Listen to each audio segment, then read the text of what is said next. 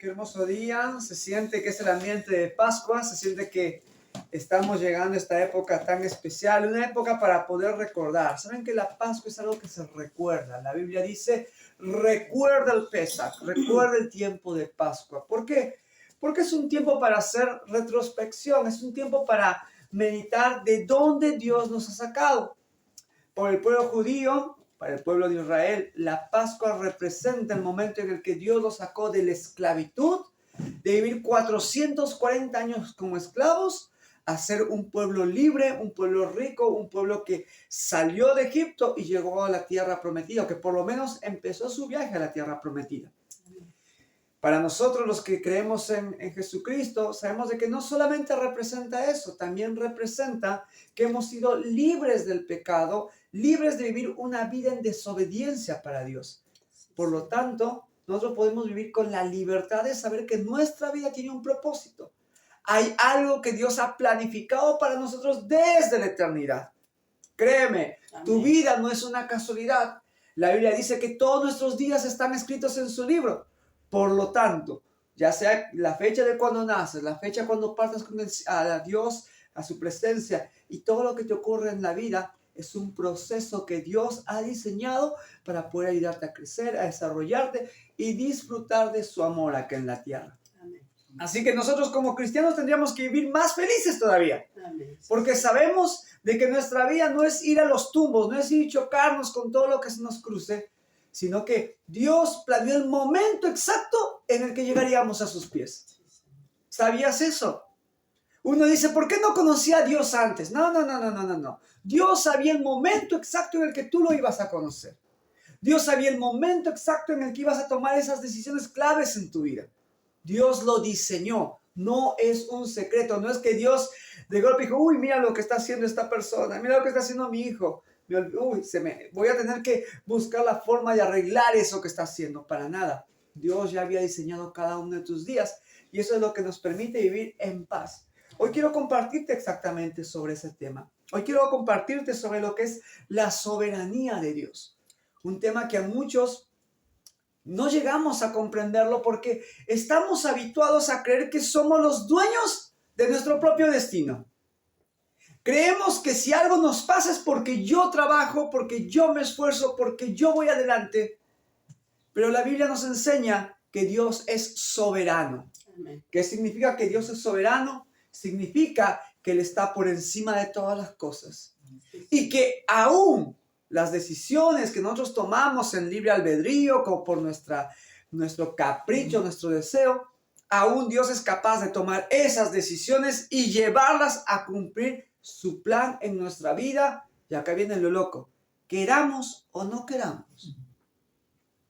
Porque hay veces que uno piensa, no, yo me puedo alejar totalmente de Dios y escapar de su propósito. Sí, Dios te respeta y va a permitir que te choques con ciertas cosas. Pero tarde o temprano lo que está escrito en su libro va a ser que te agarre y que te ponga en el camino que Él ha diseñado. Porque tu vida no es solamente para ti, es para la gente que te rodea. ¿Quién sabe si incluso el día de hoy, estando en rebeldía, Dios te está preparando para que seas un testimonio al resto de las naciones?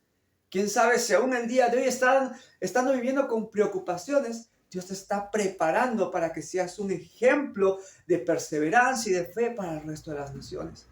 Así que no nos preocupamos de nuestro pasado, sino que tranquilamente confiamos en que Dios es soberano. Hoy el hermano Jonathan hablaba en el tiempo de las ofrendas, hablaba acerca de esperanza y me encantó porque el pasaje que leyó en el libro de Hebreos es un pasaje muy interesante. Todo Hebreos es interesante en realidad. Todo Hebreos es interesante. Te llena de... Es como una carta para la gente que ya está firme en la fe. O sea, la gente que ya conoce de Dios. Te habla de que nosotros tenemos que perseverar por las pruebas porque Dios va a cumplir su voluntad en nosotros. Amén. Amén. Hay una parte que me encanta del libro de Hebreos, que es cuando habla acerca de la nube de testigos.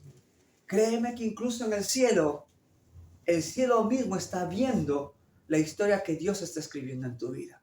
Hay una nube de testigos que está viendo cómo estás viviendo y cómo Dios va a resolver los temas que tienes día a día.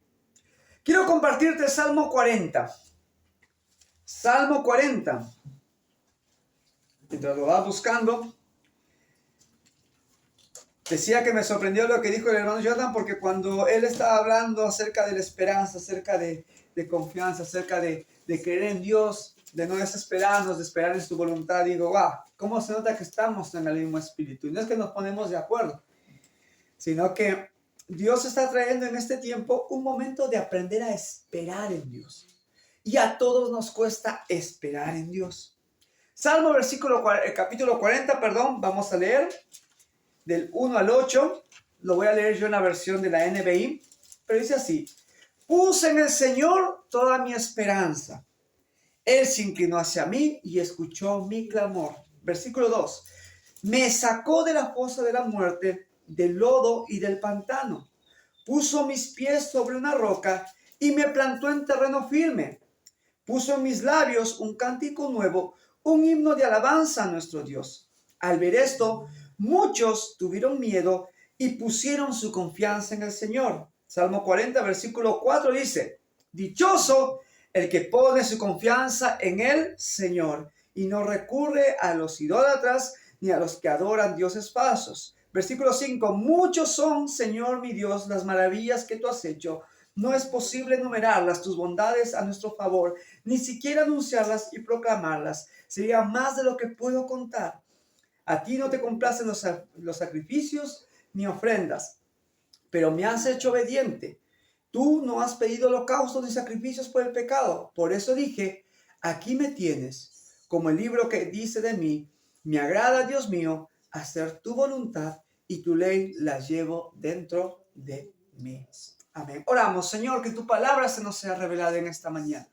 Creemos de que tú produces vida, Señor, que cuando tú hablas, los corazones vuelven a la vida y las cosas se generan automáticamente, Señor.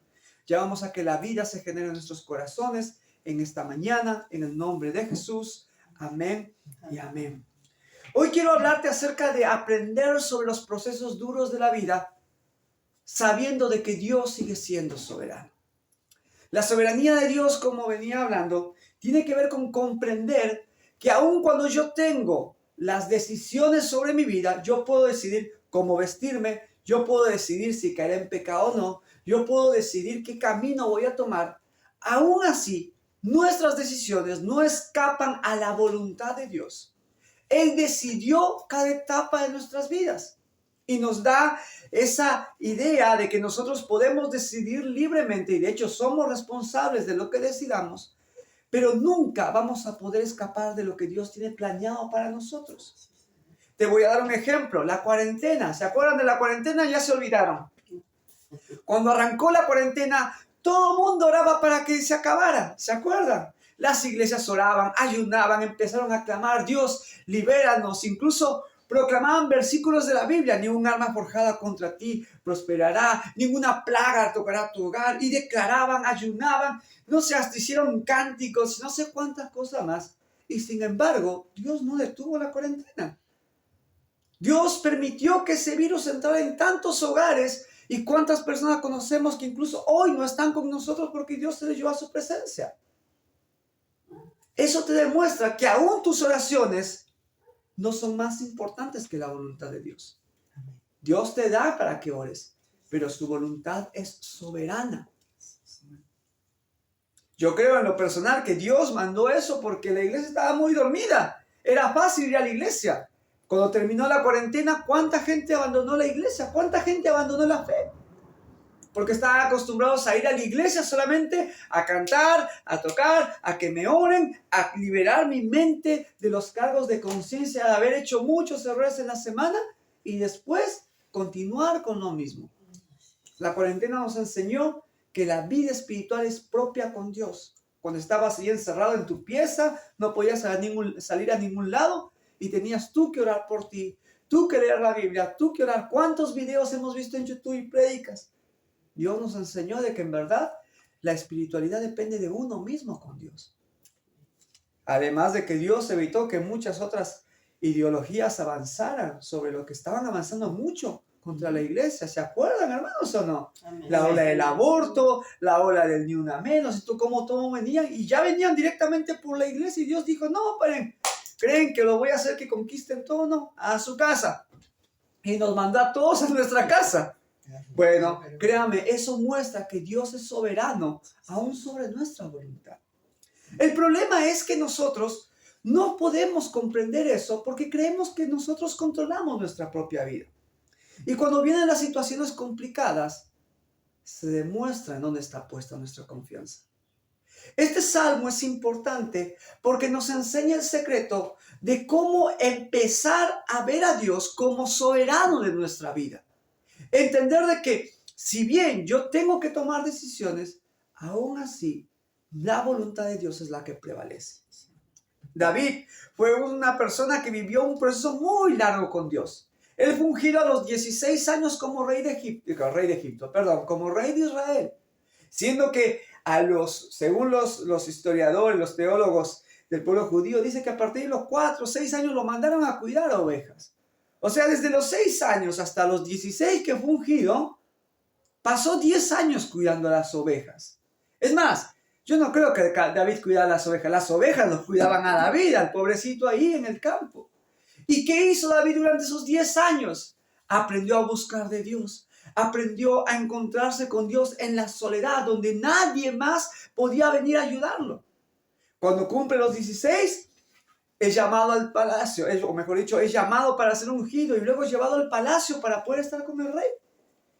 Después derrota al gigante Goliat y uno dice, bueno, derrota a Goliat, se vuelve campeón, se vuelve famoso y ahora llega al trono. Y nada que ver. Empieza un proceso de persecución. Empieza un proceso en el cual lo quieren matar. Huye de cueva en cueva. La gente lo quiere destruir. Y él se pregunta, ¿por qué? Si Dios me prometió que voy a ser rey, ¿por qué tengo que vivir escapando toda mi vida? Hasta que llega un momento en el que Dios alinea todas las cosas según su voluntad y David se termina convirtiendo en rey sobre Judá y luego sobre todo Israel. Una promesa que comenzó a los 16 culmina recién a los 40 años de vida. A los 40 años David llegó a su trono. Y uno dice, ¿y qué pasó durante toda esa etapa? Dios probó el corazón de David para volverlo un rey valiente, un rey fuerte, un rey que ponía su esperanza en Dios y no en sus propios procesos. Yo no sé qué proceso estás viviendo el día de hoy, pero créeme que las promesas de Dios todavía no se han terminado de cumplir en tu vida. Si Dios te ha prometido algo y todavía no lo has visto, lo vas a terminar de ver. Porque la Biblia dice, Dios cumplirá su propósito en mí. Y Dios no miente. Así que si Dios te ha dado promesas y todavía no las has alcanzado, tal vez estás pasando por ese tiempo de pruebas, pero las vas a alcanzar. Tus hijos van a llegar a los caminos del Señor. Tu sanidad viene en camino. Tu restauración. Vivir sin deudas. Uno dice, uy, ¿cómo puede ser que la gente viva sin deudas? Tal vez es tu proceso personal con Dios. Tu proceso de dependencia. Hay etapas y estaciones en la vida de cada uno de nosotros. Etapas en las que vivimos con lo justo y etapas en las que Dios nos empieza a prosperar y ya no volvemos a eso. ¿Por qué? Porque aprendimos lo necesario para entrar a esa nueva etapa. David expresa en este salmo cuál es el proceso para poder aprender en medio de la crisis. Y quiero compartírtelo así muy lento, muy rápido, mejor dicho, porque saben de que a mí no me gusta hablar mucho, no me gusta predicar largo, porque la gente se cansa, yo me duermo y hay hambre. Y ya de acá todos queremos ir a comer, ¿o no? La Biblia nos dice esto, dice, puse en el Señor toda mi esperanza y Él se inclinó a mí y escuchó mi clamor. ¿Qué significa esperar pacientemente? De hecho, en la versión de Reina Valera dice, pacientemente esperé en el Señor y Él escuchó mi clamor. El secreto para poder ver la mano de Dios actuar en tu vida es aprender a esperar en paciencia. Aprender a quedarte quieto y dejar de tener el control de lo que está ocurriendo. La paciencia es aprender a controlar tus emociones frente a estímulos externos. Cuando te insultan, ¿respondes de una y ves cómo lo voy a golpear? ¿O simplemente respiras y dejas pasar el insulto? Eso es paciencia. Las situaciones de afuera te van a asustar. Escuchas ahora que sube el dólar, que baja el dólar. ¿Estás con miedo? ¿Qué te pasa? ¿Lo exterior controla tu vida? ¿No tendrías mejor que estar diciendo, genial, Señor, si sube, tú me vas a bendecir. Y se baja, tú me vas a bendecir. Porque yo creo que tú sigues en el trono y que tú controlas mi destino. Eso es ser paciente. Eso es esperar en Dios. Paciente es perder el control. Es perder el control de nuestro destino. Es decir, mira Dios, yo quiero alcanzar este sueño. Pero sabes, me cansé de intentarlo con mis fuerzas. Así que mira, tú sabes que quiero esa carrera. Tú sabes que quiero ese trabajo. Pero yo no voy a vivir más estresado. ¿Qué es lo que te levanta por las madrugadas? ¿Qué es lo que no te deja dormir en paz? ¿Qué es lo que vive constantemente en tu cabeza pensando cómo voy a resolver este problema? Eso se está convirtiendo en el Dios de tu vida. Pierde el control. Dice la Biblia, deleítate a sí mismo en el Señor y Él te concederá las peticiones de tu corazón. Por lo tanto, tú solamente tienes que decir, Dios, esto es lo que quiero. Y no lo puedo obtener por mi cuenta. Porque si lo pudiera obtener por mi cuenta, no te lo pediría. Dígame la verdad. Si nosotros lo podemos obtener las cosas por nuestra cuenta, no le pedimos a Dios, ¿o no? En cambio, cuando no podemos por nuestra cuenta, entramos y le pedimos a Dios. Bueno, perdamos el control y digámosle, Señor, quiero esto, pero no voy a vivir preocupado. Pero esperar en Dios es demostrar que confiamos que Él está en su trono. Es creer de que Dios aún gobierna sobre el universo y que nos va a dar la respuesta a nuestras peticiones. Ahora, finalmente, el esperar en Dios, ¿saben lo que hace? Nos hace tomar nuestro lugar. Yo no soy Dios sobre mi vida. Ojalá fuera Dios, no creo, porque no tendría la sabiduría ni el poder para poder vivir los planes que Dios ha planeado. Pero vivimos con esa ilusión de que yo decido, mi cuerpo, mi decisión. Sí, cómo no. A ver, cámbiate el color de ojos. No puedes hacer que un pelo se convierta en blanco ni al revés en negro. No puedes alargar uno solo de tus días. Si no puedes controlar tu cuerpo, ¿cómo vas a controlar tu destino? Esperar pacientemente, decir, Señor, yo tengo el día en el que nazco, tengo el día en el que muero, voy a vivir tranquilo. Porque aún, primero porque tu palabra dice que tú me guiarás por sendas de paz y sendas de justicia. Pero si me llega a pasar un problema en la vida, yo sé que de tu mano voy a salir adelante.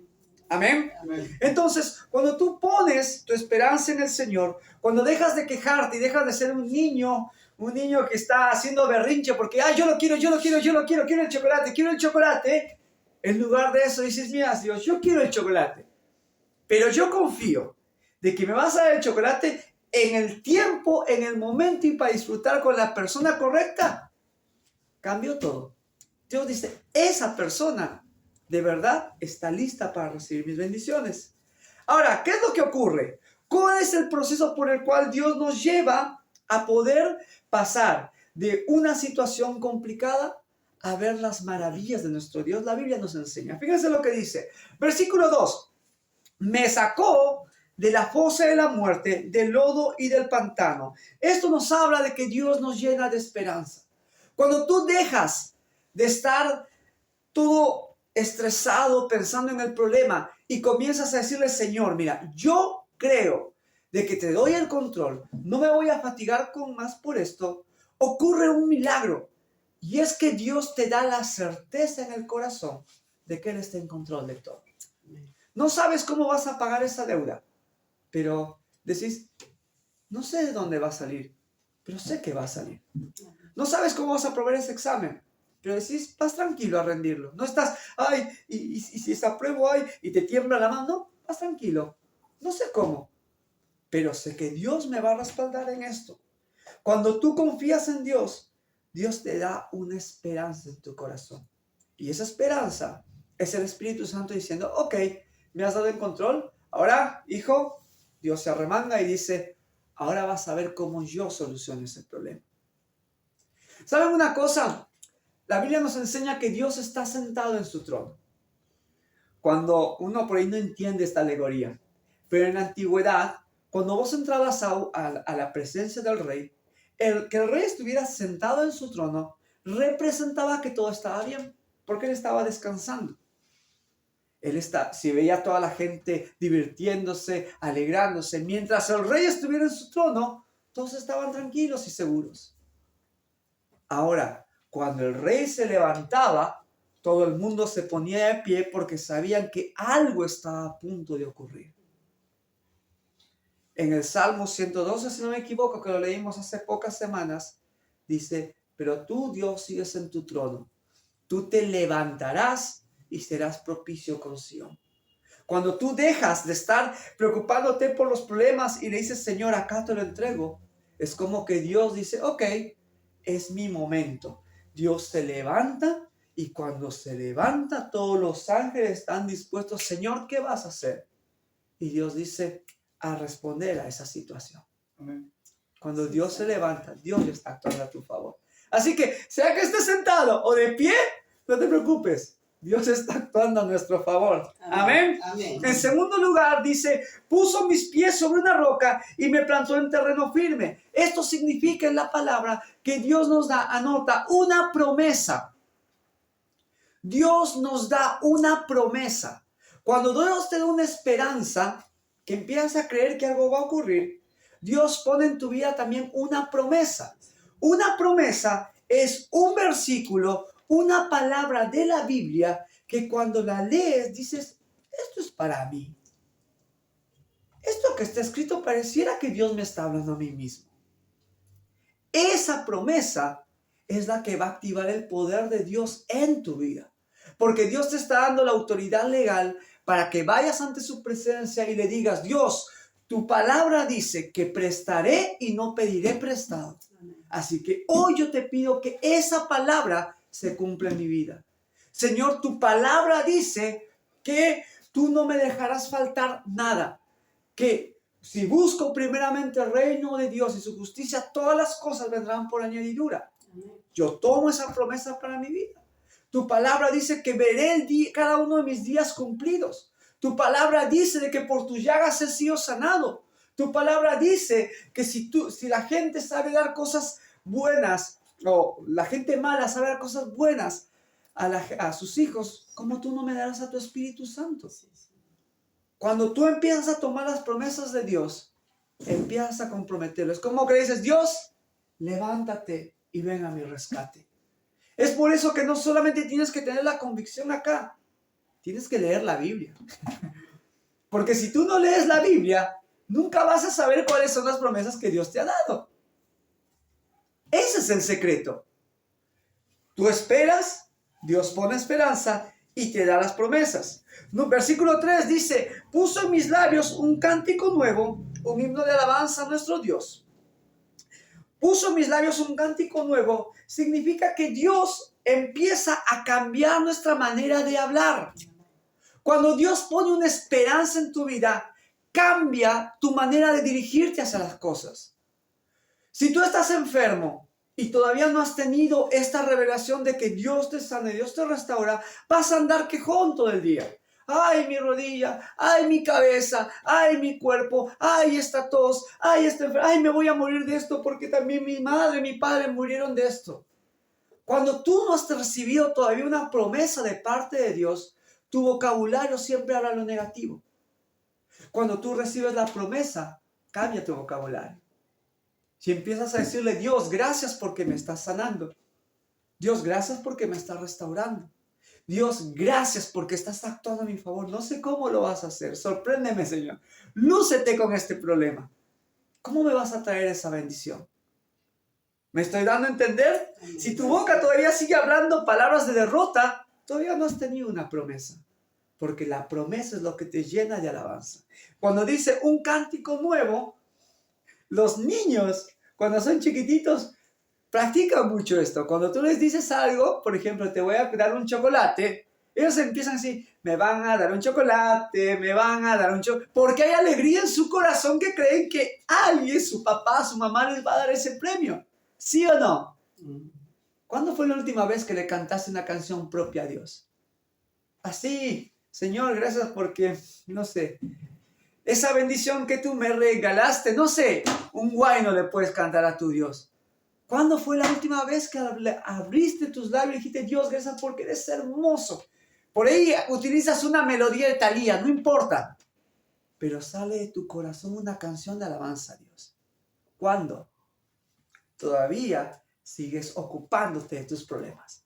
Por eso es que no hay alabanza propia. Luego dice, un himno de alabanza a nuestro Dios. Esto se refiere a aprender a declarar las cosas que Dios ha hecho. Nos llena de alabanza. Ese llena de alabanza lo vamos a ver más adelante en este pasaje, cuando dice: muchas son, Señor mi Dios, las maravillas que has hecho. No es posible enumerar tus bondades a nuestro favor. Cuando Dios empieza a cambiar nuestro vocabulario, Dios empieza a recordarnos sus bondades. Yo te pregunto, ¿qué es lo último que acuerdas que Dios ha hecho en tu vida? A mí Dios me ha sanado. A mí Dios me ha libertado. A mí Dios me sacó de la depresión, de la ansiedad. Yo hoy te puedo decir eso. Y cada vez que piensas en las pequeñas o grandes victorias que has tenido, te empiezas a dar cuenta que es una preparación para la victoria que viene. ¿Por qué Dios nos hace pasar por pruebas? Aun cuando no nos merecemos pasar por esa prueba. Es porque Dios nos está preparando para una victoria más grande en nuestro futuro. Esas pruebas que estás pasando son la gasolina para que puedas vivir la nueva etapa que estás viviendo. Así que uno tiene que recordar lo que Dios ha hecho. Recuerda, oh Señor, muchas son tus maravillas, cuán asombrosas son tus maravillas. ¿Por qué no te pones a recordar? Cuando estés pasando por deudas, di: Señor, a ver, recuérdame, ¿cuántas veces me has prosperado? ¿Cuántas veces llegaste al último momento con ese cheque o con ese depósito? ¿Cuántas veces, Señor? ¿Cuántas veces estás en enfermedad? ¿Cuántas veces me pasó que no tenía fuerzas para levantarme y tú me mandaste los medicamentos? Tú me mandaste a la persona correcta. ¿Cuántas veces, Señor? Cuando crees de que Dios no te va a ayudar en tus estudios, recuérdate cuántas veces Dios te ayudó en los exámenes que tuviste que pasar. ¿Cuántas veces? En el trabajo. ¿Cuántas veces? Cuando tú empiezas a recordar lo que Dios ha hecho, te empieza a llenar el corazón de fe y dice: tú lo has hecho en el pasado, tú lo volverás a hacer en mi vida, porque mi Dios no ha cambiado. Eso es esperar en Dios. Ahora, finalmente, mira lo que dice en el versículo 3, la segunda parte, dice: al ver esto, muchos tuvieron miedo y pusieron su confianza en el Señor. Escucha, las pruebas que Dios te permite pasar te ponen de ejemplo frente a los demás. Cuando tú dejas de confiar en ti mismo y tu situación está hecha un desastre, pero en lugar de decir: yo lo voy a resolver, dices: no, Señor, yo me bajo las mangas. Yo creo en ti. Yo voy a hacer mi parte, Señor. Pero tú vas a ser quien lo resuelva. Entonces Dios se levanta y dice: ese es mi hijo. Mírenlo todos, porque ese mi hijo es el ejemplo que quiero para todos ustedes. Mira, es muy sencillo el tema de por qué nosotros pasamos por pruebas. Y eso lo encontramos en el versículo 6. Dice: a ti no te complacen sacrificios ni ofrendas, pero me has hecho obediente. Tú no has pedido holocaustos ni sacrificios por el pecado. Por eso dije: aquí me tienes, como el libro dice de mí. Me agrada, Dios mío, hacer tu voluntad, y tu ley la llevo dentro de mí. El esperar en Dios, el aprender a confiar, el recibir su palabra, el declarar sobre las victorias que Dios nos ha dado, lo que Dios quiere hacer con nosotros es generar un corazón obediente. Amén. Un corazón que dice: la Biblia dice que espere en el Señor, voy a esperar en el Señor. La Biblia dice que cumple estos mandamientos, los voy a cumplir. Es por eso que las pruebas producen en nosotros obediencia. Porque cuando la situación está muy fuerte y estás en el horno y estás que sentís que te quemas y que no aguantas más, y Dios te dice: levántate, se requiere valor para levantarse. Amén. Y eso para Dios vale mucho más que los sacrificios. Porque nuestra obediencia a Dios es lo único que Dios no nos puede obligar. Hubo un profeta llamado Jonás, que Dios le dijo: ve a Nínive a predicar. Y en lugar de ir para Nínive, Jonás se fue para el otro lado. Se escapó. Y en medio de eso, Dios envió una tormenta. No les hago larga la historia. Termina siendo arrojado al mar. Jonás pasa una ballena, se lo traga. Y durante 3 días y 3 noches, Jonás en el vientre empieza a meditar. ¿No hubiera sido más fácil obedecer a Dios? ¿No hubiera sido más fácil obedecer a Dios? Le pide perdón a Dios y le dice: Dios, yo hice un pacto contigo. Yo prometí que te iba a servir. Soy un profeta. No es que estudié para profeta. Tú me llamaste para profeta. Así que cumpliré mis votos y voy a predicar lo que tú me digas. Y a los 3 días, Dios lo vomita en una playa y lo hace caminar hasta Nínive, así como el olor a vómito, para que no se olvide lo que es el rebelde a Dios. Escucha, las situaciones que estamos viviendo, lo único que muestran es nuestra rebeldía a Dios. Porque cuando tú quieres solucionar las cosas a tu manera y no descansas en Él, estás poniéndolo a Él en un segundo lugar. Es por eso que Dios lo que quiere es que nos volvamos obedientes a su voluntad. Que en esta mañana, mientras nos preparamos para entrar a este tiempo de Pascua, un tiempo para recordar. Tal vez estamos viviendo un tiempo complicado, pero recordemos 2 cosas. Que Dios tiene un propósito para nuestra vida y que como Él nos ayudó en el pasado, nos va a ayudar ahora en el presente. Amén. Te invito aquí a que inclines tu rostro. Vamos a orar al Señor. Donde estás, no sé cuál es la situación que estás pasando puntual, pero Dios sí la conoce. Mientras hablamos, estoy seguro que Dios te decía: esto es lo que te está pasando. Por esto luchas con tu carácter, por esto luchas con ese sueño que no te he dado todavía. Por esta razón sigues pasando esta situación. ¿Qué te parece si en esta mañana tú se la entregas a Dios y le dices: papá, yo lo intenté en mi forma. Intenté resolver esta situación a mi manera, con mis fuerzas. Pero hoy reconozco que tú eres soberano, Señor. Que muchas veces no voy a entender por qué me pasan las cosas. Pero yo descanso y espero en ti pacientemente. Porque sé que tú, al final, me mostrarás la salida. Y harás que vuelva, Señor, un ejemplo a las demás personas de cómo vivir estos procesos. Papá, te damos gracias en esta mañana.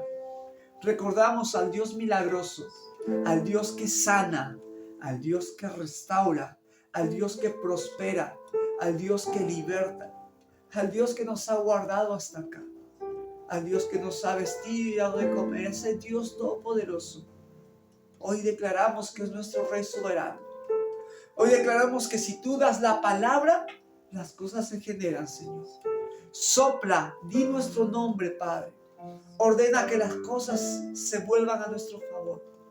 Y que en esta semana de Pascua, así como fue la liberación de tu pueblo, Señor, de la esclavitud, también pueda ser la liberación de estos procesos que estamos pasando. Te agradecemos, Señor, porque tú estás en control. Y a los hermanos que nos están viendo por la internet, Señor, también te pedimos, ayúdales con su proceso. Que ellos puedan entender de que lo único que estás esperando es la devoción y confianza absoluta. Que suelten el control de su vida. Dios ya tiene la solución para sus problemas. Pero es una cuestión del corazón. Suéltalo. Y vas a ver cómo vuelve tu hijo a casa. Vas a ver cómo vuelve tu hija a casa. Vas a ver cómo se restaura tus relaciones. Dios está en control de todo. Bendecimos este tiempo, papá. Y oramos en el nombre de Cristo Jesús. Amén y amén. Gloria a Dios.